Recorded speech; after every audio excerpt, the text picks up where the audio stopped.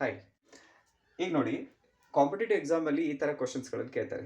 ಈಗ ಈ ಪ್ರಾಬ್ಲಮನ್ನು ನೋಡಿ, 99 into 99 plus 98 into 98 plus 97 into 97 minus 99 into 98 minus 98 into 97 minus 97 into 99 ಈ ಥರ ವ್ಯಾಲ್ಯೂಸನ್ನು ನಾವು ಇದ್ರ ವ್ಯಾಲ್ಯೂಸ್ ಹೇಗೆ ಕಂಡುಹಿಡಿಯೋದು ಅಥವಾ ಸಾಲ್ವ್ ಮಾಡೋದು ಹೇಗೆ? It's very simple. ಇಷ್ಟು ದೊಡ್ಡ ಪ್ರಾಬ್ಲಮನ್ನು ನಾವು ಬರೀ ಒಂದು 10 ಸೆಕೆಂಡ್ಸಲ್ಲೇ ಮಾಡ್ತೀವಿ. ಹೇಗಂತ ನೋಡೋಣ ಬನ್ನಿ. ಈಗ ನೋಡಿ, ಇಲ್ಲಿ ಹೇಗಿದೆ ಅಂದರೆ 99 ಟು 99 ಅಂದರೆ ಎ ಸ್ಕ್ವೇರ್, ಇದು ಬಿ ಸ್ಕ್ವೇರ್, ಇದು C square, A B, B C, C A ಈ ಫಾರ್ಮುಲೆ. ಮ್ಯಾಥ್ಸ್ ಒಳಗಡೆ ಒಂದು ಫಾರ್ಮುಲಾ ಸಿಗ್ತದೆ ನಿಮಗೆ. A square B square plus C square ಅನ್ನು minus A B minus B C minus C A ಇದ್ರೆ ನಾವು ಹೇಗೆ ಬರೀಬೋದು ಅಂದರೆ A minus B whole square plus B minus C whole square plus C minus A whole square divided by 2 ಅಂತ. ಇಲ್ಲಿ ನೋಡ್ರಿ, A ಅಂದ್ರೆ 99 ಇದೆ, ಬಿ ಅಂದ್ರೆ 98 ಇದೆ, ಸಿ 97 ಇದೆ. Directly A minus B, B minus C, C minus A ಮಾಡಿದ್ರೆ ಏನು ಬರ್ತದೆ ನಮಗೆ? 99 ಮೈನಸ್ 98 ಅಂದರೆ 1, 1 ಸ್ಕ್ವೇರ್ ಅಂದರೆ 1. ಹಾಗೆ 98 ಮೈನಸ್ 97 ಅಂದರೆ 1 ಸ್ಕ್ವೇರ್, ಅದು 1.